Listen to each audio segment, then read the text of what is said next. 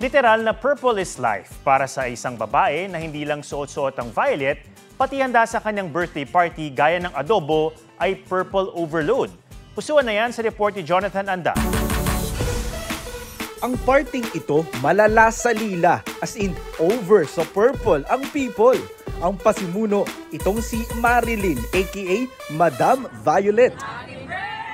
Lagi naman ako naka-violet talaga. Wala talaga akong time na hindi ako naka-violet. Para sa akin, pagka nakasuot ng violet, parang energy ko ba yung violet? 15 years na ako naka-violet. Strict ang motif sa kanyang piging. Purple is a must.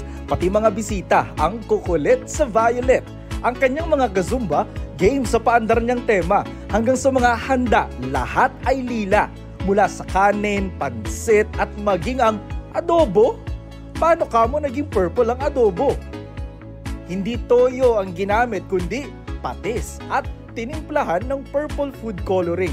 At no violet, violent reaction sa mga lutong violet dahil ang lasa bet na bet. Pati snacks at desserts hindi pa bebe sa kulay ube.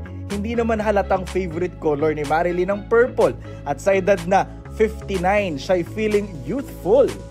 Tila tradisyon na nga na violet ang tema ng kanyang birthday at make sure na pati gift, violet.